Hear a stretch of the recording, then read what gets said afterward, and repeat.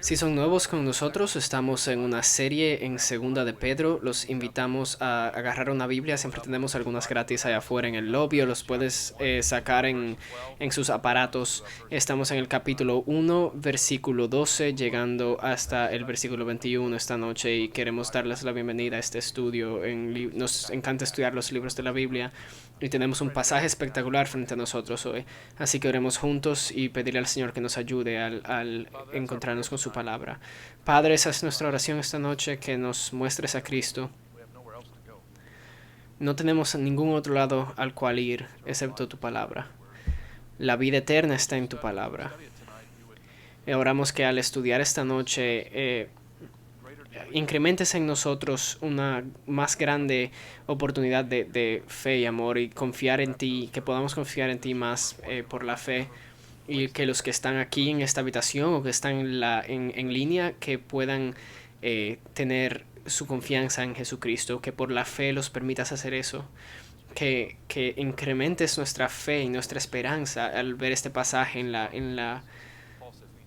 al volver Cristo nuestra estrella de la mañana, y que podamos amarnos unos a otros profundamente de un corazón profundo. Oramos esto en el nombre de Jesús. Amén. Y todos dijeron amén, amén.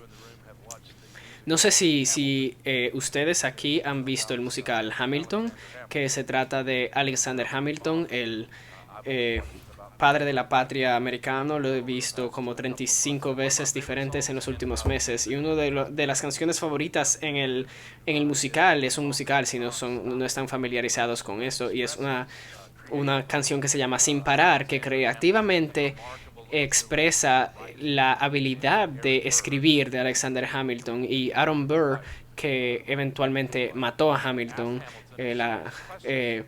Le hace preguntas a Hamilton sobre su habilidad de escritura, y hay una línea que se repite y se te pega en la cabeza que dice: ¿cómo escribes como que se te acaba el tiempo? Día y noche como que se te acaba el tiempo. Cada día peleas como que se te acaba el tiempo, como que se te acaba el tiempo. ¿Cómo escribes como que no llegará el mañana, como que no puedes sobrevivir sin escribir? Y cada vez que estás vivo, cada segundo, cada segundo, cada segundo escribes. Y hablo de esta canción porque el apóstol Pedro está escribiendo como que se le está acabando el tiempo, y es porque se le está acabando el tiempo. Él dice en el capítulo 1, versículo 12, que tiene de la fuente más confiable, Jesucristo mismo, que se le está acabando el tiempo. Y está escribiéndole a estos cristianos sobre los esenciales del Evangelio y advirtiéndoles sobre los falsos maestros, y lo menciona la semana pasada, y algunas personas dicen que esta es la despedida de Pedro. Está escribiendo como que se le acaba el tiempo. Y está haciendo la clase de cosa que hace Pablo en Hechos 12, hablándole a los efesios. Les dice a los ancianos de Éfeso, es su despedida con ellos, y les dice que es central, que tienen que mantener central el Evangelio, y hablando de los falsos maestros que entrarán a intentar de destruir el rebaño. Y la manera en que Pedro escribe este libro es simplemente recordándole al pueblo de Dios de las verdades esenciales del Evangelio. De hecho, en los versículos 12, 13 y 15 ven esta idea de recordar. Versículo 12: siempre estaré, intento recordaros estas cosas. Versículo 13: quiero estimularlos recordándoos estas cosas, y etcétera. Él quiere recordarles estas cosas porque ellos no pueden olvidarse, no deben olvidarse. Él sabe lo que pasa si se les olvida el Evangelio. Y los temas que les recuerda Pedro en nuestro pasaje hoy, que cruza el resto del Evangelio, estos temas, es la necesidad de buscar la piedad y de entender y creer la verdad sobre la segunda venida de Cristo. Los falsos maestros, veremos en las próximas 2 semanas, capítulo 2, estaban negando la necesidad de ser piadosos y estaban cuestionando la segunda venida de Jesucristo. El capítulo 3, versículo 12 dice: ¿dónde está la promesa de su venida?, estaban diciendo. Y Pedro quiere que ellos, los cristianos, sepan en su momento de la muerte, él mismo, en el momento de la muerte de Pedro, él quiere que ellos sepan que tienen esperanza de que Cristo volverá. Y eso es lo que él pone frente a nosotros, para que entiendan estos puntos. Solo hay 2 puntos esta noche porque los amo. Es nuestro aniversario. No hay que tener 3. Tienen una máscara. Vamos a salir de aquí. Necesitamos ser diligentes en seguir la piedad y confiar en que Cristo volverá. Así que primer punto, versículos 12 al 15. Él dice: por tanto, siempre estaré listo para recordaros estas cosas. Ahora, estas cosas se refiere a lo que vimos la semana pasada. Si se acuerdan, había una cadena de virtudes, 8 virtudes que Pedro dice que hay que añadir a nuestra fe. Estas cualidades no las repetiré todas, pero pueden leerla ahí, los versículos 5 en adelante. Y él dice: quiero recordaros estas cosas, que sigan siguiendo estas cosas, aunque ya las sabéis y habéis sido confirmados en la verdad. Es un complemento, es un poco raro para complementarlos de esta manera, pero ellos dicen: ustedes conocen esta verdad, no les estoy recordando nada nuevo. Tienen una fundación firme, como acabamos de cantar. Pero Pedro también sabe que es posible que uno esté establecido en la verdad un día y luego se aleje, floten lentamente, doctrinalmente, las cosas que uno creía en el pasado, o alejarse espiritualmente, que se les ponga frío el corazón hacia Cristo. Y en el capítulo 3 él reitera esto, dice en el versículo 17, el versículo 16, hablando de los falsos maestros en el capítulo 3, que ellos tuercen las escrituras.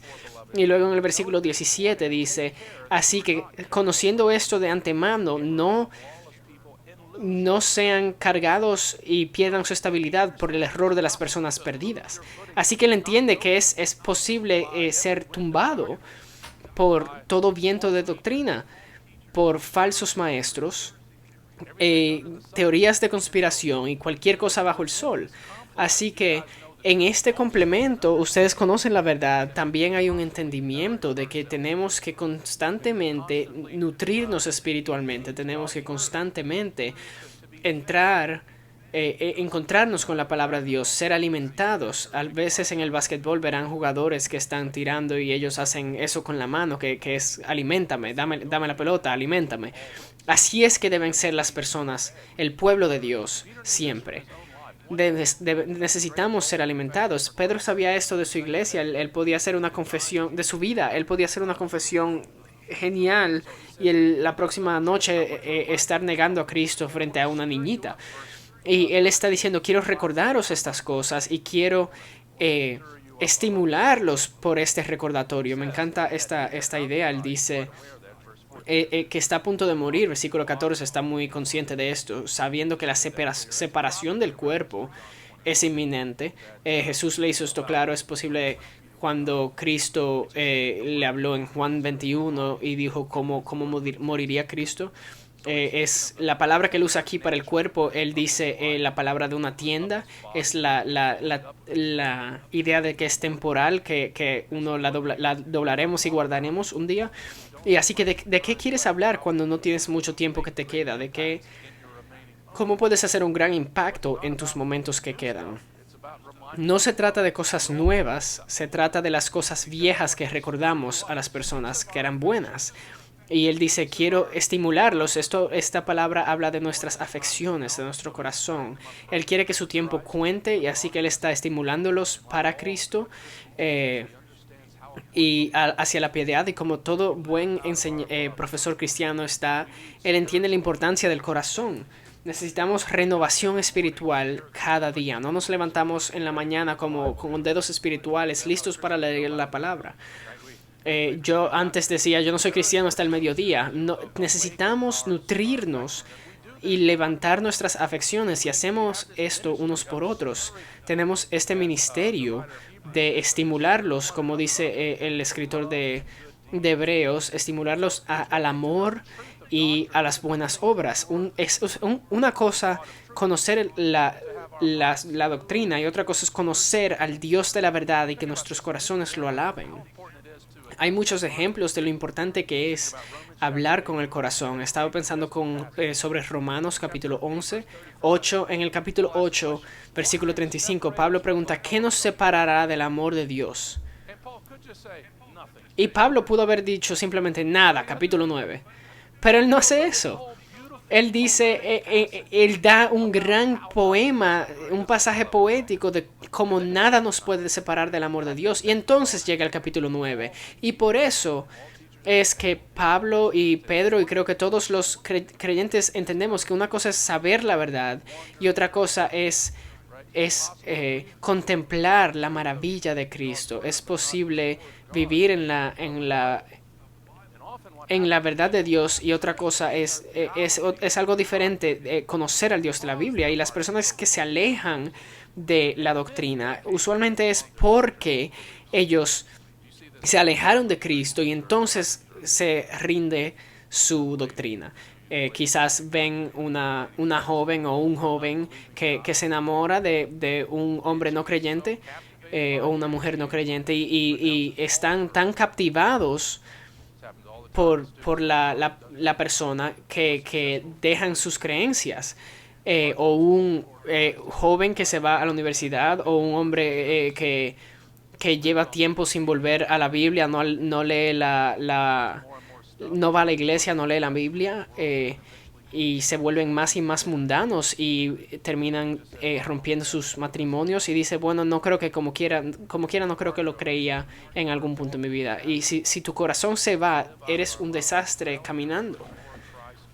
Vivimos de nuestros amores y si fallamos a amar a Cristo, viviremos de manera no digna. Pero si aman a Cristo profundamente, cambiarán sus actitudes completamente.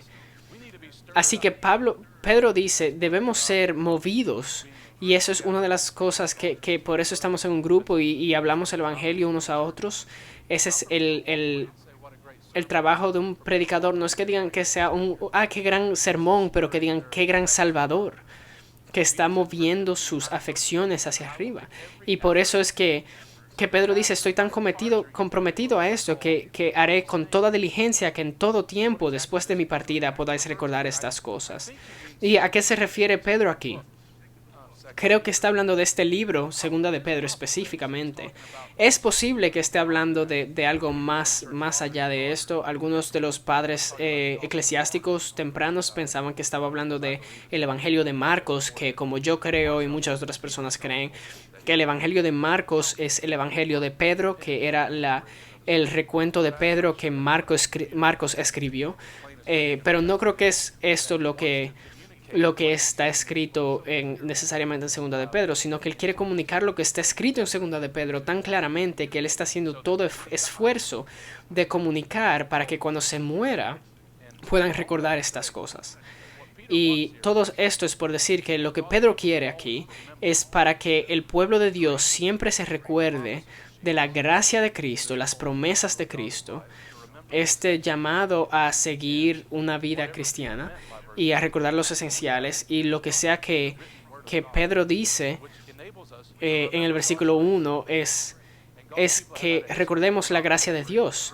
Y el pueblo de Dios tiene una historia de no recordarse de la gracia de Dios. Y no recordar trae muchos problemas. Y el Señor nos ha dado la Santa Cena para recordarnos de Él. Él dice, les daré algo que hagan para que nunca se olviden de mí, nunca se olviden de mi gracia.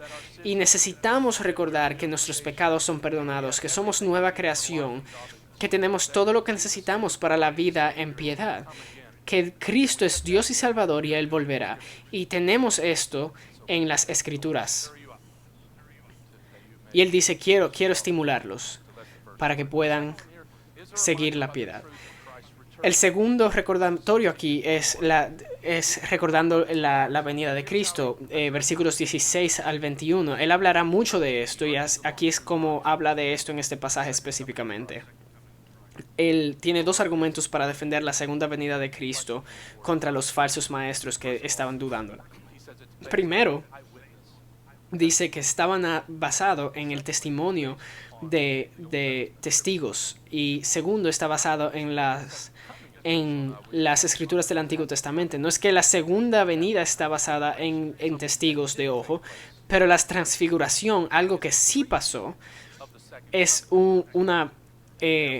una previsión, demuestra la segunda venida de Cristo y por eso está anclada en la historia. Aquí es como él articula esto en el versículo 16. Porque cuando os dimos a conocer el poder y la venida de nuestro Señor Jesucristo, no seguimos fábulas ingeniosamente inventadas. Esto es lo que estaban acusando a Pedro los falsos maestros, que estaban simplemente siguiendo un mito. Y ustedes saben que esto es algo con lo que todavía lidiamos, las personas diciendo que lo que creemos es un mito, que lo que creemos es una leyenda urbana, una teoría de conspiración. No se han leído el Código Da Vinci, ven a los tiempos presentes. Pueden creerse mejor en el conejito de la Pascua, o que la hada de dientes vengan a ayudarte o algo. Pero la religión cristiana está basada en la historia. No fue inventada en una esquina una vez que alguien se comió un burrito malo y se inventó un culto. Estos eventos están anclados en la historia humana y en el Nuevo Testamento. El pueblo de Dios está siendo instruido muchas veces que no sigan mitos, pero los mitos griegos no eran solamente el pasado, pero también algunas historias sobre el futuro. Y cómo defiende Pedro esta gloria que Cristo volverá. Él dice, no seguimos estas fábulas cuando les dimos a conocer el poder y la venida de nuestro Señor Jesucristo. Es importante que Cristo vendrá en poder. No, es la venida poderosa de Cristo que fue demostrada en la transfiguración, sino que fuimos testigos oculares de su majestad, él dice. Y entonces él da un resumen de lo que pasó en la transfiguración. Está a la mitad de la mayoría de los evangelios: Marcos 9, Mateo 16. Él subió con los discípulos a este monte, que probablemente el monte Hermón, y estaban Moisés y Elías, que representaban la ley y los profetas, y el velo de la gloria de Jesucristo en la encarnación. Él tuvo un velo sobre su deidad. No estaba vaciada, sino estaba velada. Pero los escritores de los evangelios están luchando para encontrar palabras para describir esto. Y Pedro está diciendo aquí que fuimos testigos de su majestad. Y esta majestad fue la palabra perusia, la venida. Ellos sabían, esto demuestra que la segunda venida pasaría. Estaba hablando de la llegada de un político o un rey, la palabra perusia. Y habría fiestas y bulla en las calles. Y esto está hablando, muchas veces esta palabra habla de la venida de Cristo. Y se le pregunta a Cristo, muchas personas, ¿eres el Cristo? Y él dice, sí, soy. Y verán al Hijo del Hombre a la derecha del Padre, viniendo con las nubes del cielo. Todas las venidas de figuras regales se comparan en nada a la venida de Cristo. Pedro se refiere a esto como el día que viene de Dios. Así que lo describe como el día que el reino será consumado y el juicio será proclamado. Y la primera prueba que tiene Pedro de la segunda venida es la transfiguración de Jesucristo. En el versículo 17 explica lo que pasa cuando él recibió honor y gloria de Dios Padre. Esto puede ser un eco del Salmo 8. Oh Dios, nuestro Dios, qué majestuoso es tu nombre en toda la tierra. Y dice en el versículo 5 que, hablando de la humanidad, que lo coronó con gloria y honor. Pero donde la humanidad falló, donde Adán falló, Cristo lo logró y fue coronado con gloria y honor de Dios Padre. Y la majestuosa gloria le hizo esta declaración. La majestuosa gloria es una manera de referirse al Padre. Y ahora en el versículo 16 dice que Jesús vieron su majestad y ahora está la majestad, la gloria majestuosa del Padre. Y con compara a Cristo y a Dios. Y muchas veces cantamos majestad, gloriosa majestad. Y oyeron esta voz que dice, este es mi hijo amado en quien me he complacido. Y todo esto es Pedro diciendo, tuvimos un saborcito de la gloria que vendrá. Tuvimos una prueba. Ayer cociné unas costillas. No fueron tan buenas, pero fueron majestuosas.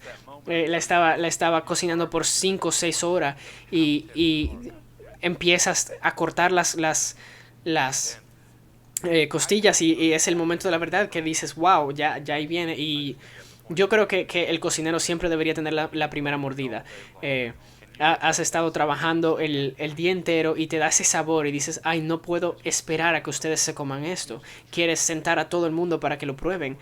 Y Pedro dice que la transfiguración fue simplemente una prueba, una visión de la gloria. Y esta voz del cielo dice, este es mi hijo amado, en quien me he complacido. Es probablemente una combinación de Salmo 2:7, Génesis 19 y varios otros pasajes de los profetas y a través de la Biblia en el Antiguo Testamento apuntando a Cristo, Abraham y Isaac, el rey que vendrá de segunda de Samuel y reinará sobre todo, Isaías 42, el sirviente en quien está complacido el Señor. Y todo esto está resumido en este pasaje sobre Jesús. Y él dice, nosotros mismos escuchamos esta declaración hecha desde el cielo cuando estábamos con él en el Monte Santo. Los montes son geniales lugares para encontrarse con Dios en la Biblia. Moisés en el monte Sinaí, Elías en el monte Carmelo. Y ellos estuvieron aquí con él en el monte de la transfiguración. Puede que sea difícil argumentar por estas líneas, porque usar la transfiguración como un argumento para la segunda venida. Pero si vienen y leen los recuentos de la transfiguración, es que estos eventos siguen las declaraciones de Jesús sobre su venida. Así que creo que Jesús estaba enseñándole a los discípulos, esto es lo que va a pasar, voy a enseñarles algo. Y tienen que saber que el Hijo del Hombre vendrá en poder y gloria, así. Y Pedro dice que estos testigos oculares muestran que no estaban drogados, que no estaban alucinando, lo vieron. Y los evangelios están basados en estos testigos oculares. Quiere que estas personas estén estables, que no lo duden, que no lo cuestionen. Hermanos, hermanas, el Hijo de David, el Rey de Reyes, el amado, vendrá de nuevo con poder y gloria. Y Él quiere que estemos seguros de esto, que esté en nuestros corazones. Y Él quiere que pensemos en otra manera también, que la segunda venida está basada en las Santas Escrituras. Esta puede que esperemos que Él diga, versículos 19 al 21. Él dice, lo que dice aquí está específicamente hablando de las Escrituras del Antiguo Testamento y aplica a toda la Escritura. Él habla en el capítulo 3 hablando de Pablo, de las Escrituras de Pablo, pero aquí está hablando de la naturaleza de la Escritura y nuestra responsabilidad de responder a ella. La respuesta a la Escritura está en el versículo 19 y la naturaleza está en los versículos 20 y 21. Así que vamos a hablar en el versículo 19 y luego volveremos a lo último para considerar esta noche. Dice, y tenemos la palabra profética más segura, a la cual hacéis bien en prestar atención, como a una lámpara que brilla en el lugar oscuro, hasta que el día despunte y el lucero de la mañana aparezca en vuestros corazones. Ahí hay muchas cosas. Creo que el punto más importante del párrafo es prestar atención. Prestar atención, conociendo esto, pero antes de todo sabiendo que ninguna profecía de la Escritura es asunto de interpretación personal. Está hablando de la seguridad de las Escrituras y cuando dice en el versículo 19 tenemos la palabra profética más segura. No creo que está hablando de que está comparando con los testigos y que la Biblia es más segura que los testigos oculares. Una alterna visión y creo que la mejor opinión es que está más completamente confirmada. Tenemos más razón para creerla porque eventos han sido llenados ya. como la transfiguración.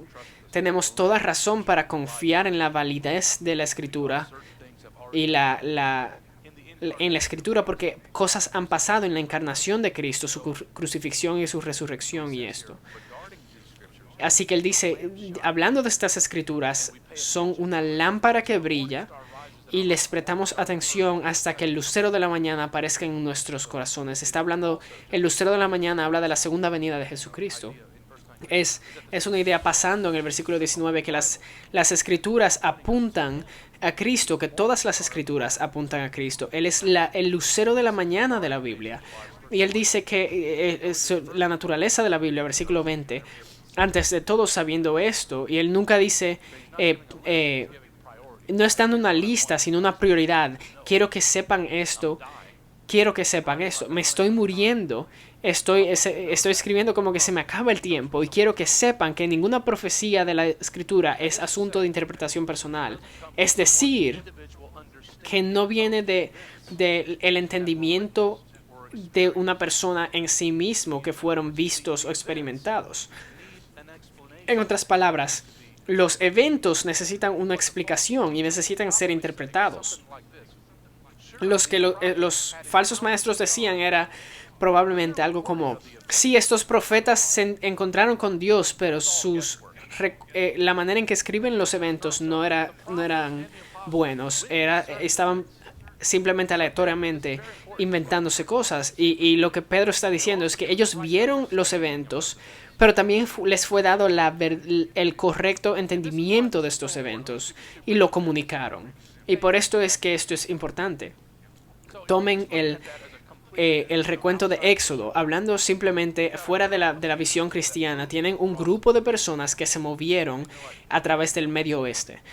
Y pueden decir, gran cosa, las personas se relocan todo el tiempo. Hubo un evento, pero tenemos a Moisés bajo la inspiración del Espíritu, pudiendo interpretar estos eventos y comunicándolos significantemente. Y así que hablamos, por esto es que los profetas fueron dados interpretación, entendimiento.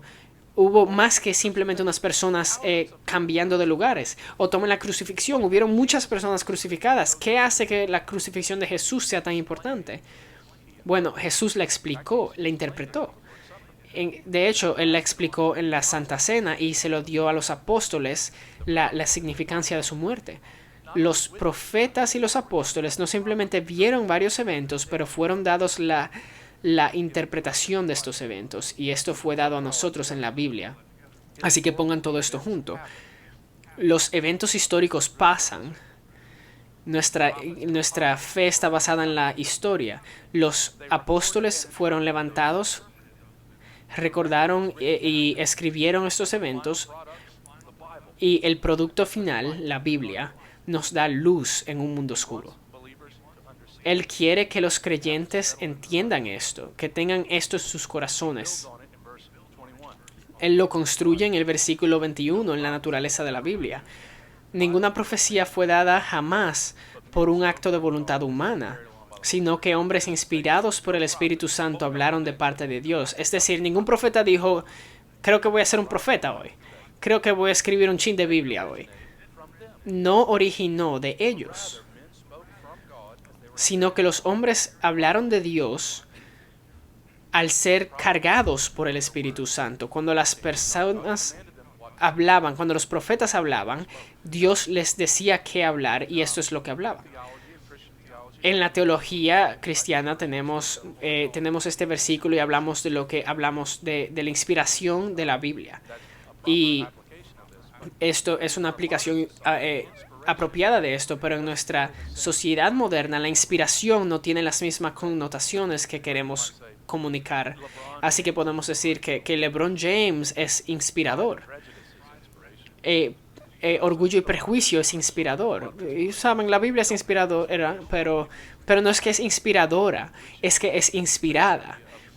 Que tiene la idea de ser respirada por Dios, que no origina del hombre, sino que es revelada por Dios. Y él nos cuenta cómo esto pasa, diciendo que fueron hombres, personas humanas verdaderas como Pedro, hablando de parte de Dios, siendo cargadas por el Espíritu Santo. Esto es lo que nos referimos como que tienen doble autoridad, tienen doble autores. No cayó del cielo la Biblia, no estaba bajo una piedra. Dios usó verdaderas personas con sus personalidades y sus vidas y sus investigaciones, como Lucas, que dice que yo investigué todo esto, y él los carga. Hay un proceso divino con instrumentalidad humana. Y el verbo que usa es muy pictoresco aquí. Están siendo cargados por el Espíritu Santo. Este verbo se usa 2 veces en el versículo Hechos, hablando de cuando Pablo estaba en una nave que se explotó. Estaban siendo cargados por el viento. Y estos individuos estaban siendo cargados por el Espíritu Santo para darnos la palabra de Dios. Una palabra que habla del Evangelio, nos da la esperanza de la segunda venida de Jesucristo. Así que el último aspecto aquí, ¿cuál es nuestra responsabilidad para este libro? Pedro dice en el versículo 19, presten atención. ¿No aman la simpleza de Pedro aquí? Amo como él dice al final del libro, no entiendo todo lo que dice Pablo. Siempre me siento alentado cuando él dice, no sé de qué está hablando Padre. Pues si Pedro no sabe lo que está hablando, yo tampoco. Así que, pero tenemos que prestarle atención. Es como una lámpara brillando en un lugar oscuro. Y estamos viviendo, esto lleva a casa el punto que estamos viviendo en un mundo oscuro. ¿Qué haríamos sin el Evangelio? ¿Qué haríamos sin la palabra de Dios? Somos como peregrinos viajando en la noche, intentando llegar a nuestro hogar. Y no podemos llegar allá sin esta lámpara. La palabra de Dios nos da luz. Nos enseña cómo llegar a casa. Esto también implica que la escritura es entendible. Creemos en la claridad de la escritura. Hay partes difíciles en la escritura, hay partes difíciles en el apóstol Pablo, hay partes difíciles en partes diferentes. Pero en fin, la Biblia es una lámpara a nuestros pies, dice el Salmo, que nos dice, que nos demuestra cómo vivir, cómo tener vida eterna. Y en esta idea de esta gloria que ha de venir, Pedro dice, presten atención. Sigan prestando atención, siguen amándola, oyéndola, atesorándola. ¿Hasta cuándo? ¿Hasta cuándo tenemos esta Biblia y la seguimos amando? ¿Hasta cuándo le prestamos atención? Hasta que el día despunte y el lucero de la mañana aparezca en vuestros corazones. Hasta que vean a Jesucristo, amen la Biblia. Hasta que el día despierte, que no hay dolor, ni muerte, ni enfermedad, presten atención. El día habla de la venida de Cristo y está aquí siendo referido a Cristo como el lucero de la mañana, que es una manera bella de hablar de Cristo. Está probablemente siendo tomada de Balaam en el Números capítulo 24. Él habla de él en el próximo capítulo. Él dice, Balaam profetizó que en los días postreros Dios levantaría a un hombre real de la realeza para ejercitar dominio. Y este lucero de la mañana es Cristo mismo. Él dice, apunten sus ojos a Cristo. Necesiten la Biblia porque viven en un mundo oscuro. Y la Biblia es luz para nosotros. Y el último nombre que Cristo se llama a sí mismo es lucero de la mañana. En Apocalipsis capítulo 22, saben que los nombres son importantes, ¿verdad? Amo escuchar a las personas en la iglesia hablando de los nombres de las personas, que hay niños naciendo. Hemos usado tantos nombres y no hay ningún niño que se llame Tony. No me siento mal de eso. Nada más demuestra el impacto que he estado teniendo, pero Jesús dice en el capítulo 22 de Apocalipsis, el último nombre que usa para referirse a sí mismo, yo Jesús he enviado mi ángel a testificar estas cosas a las iglesias, soy la raíz y descendiente de David, la brillante estrella de la mañana. Es un pensamiento bello. Las personas lo han llamado el ungido, el león de Judá, el sirviente sufriente, el príncipe de paz, todas verdades y todos nombres bellos. Pero el lucero de la mañana es importante considerar porque vamos a sufrir muchas, muchas noches oscuras en esta vida. Las noches se pueden volver muy oscuras por el sufrimiento y el pecado. Y la oscuridad, quizás se sienten que están en medio de ella. Os recordará cuán valiosa es la luz, cuánto necesitamos la luz. Y alabemos a Dios que tenemos el lucero de la mañana en una cultura de desesperación y de llanto y muerte. Podemos declarar que hay esperanza en la luz de salvación en Jesucristo. Esto todo es verdad porque Cristo entró a este mundo oscuro. Él experimentó la oscuridad él mismo, muriendo en la cruz en lugar de los pecadores, para que podamos tener la luz de la salvación. Y Juan nos dice en Apocalipsis que un día no necesitaremos el sol porque la presencia de Jesucristo le dará luz. Esa es la estrella de la mañana. ¿Qué hay en un nombre? Dicen los escritores. ¿Qué está en este nombre? En el lucero de la mañana es la promesa del amanecer, la promesa de un nuevo día. El amanecer viene para todos los que conocen a Jesucristo como su gran esperanza, y esta esperanza es dada a nosotros en la Biblia. Y Él dice, cuando Cristo vuelva, lo percibiremos esta gloria en nuestros corazones. Él iluminará nuestros corazones con amor y asombro y deleite. Amo como un escritor lo pone. Entonces la luz de Cristo, cuando lo veamos, estará en nuestros corazones y ya no necesitaremos las escrituras. Uno atesora una carta cuando el atesorado no está. Pero cuando él o ella venga, la carta se pone a un lado y está intercambiada por el contacto personal. Un día pondremos esta carta a un lado y veremos al amado. Veremos a la estrella de la mañana y confesamos con la iglesia que Cristo murió y ha resucitado y vendrá de nuevo. Esto no es un mito, es evangelio. Buenas noticias, proclamémoslas que nos dé gozo, como que se nos está acabando el tiempo, porque se nos está acabando el tiempo. Y pronto veremos a nuestro Cristo.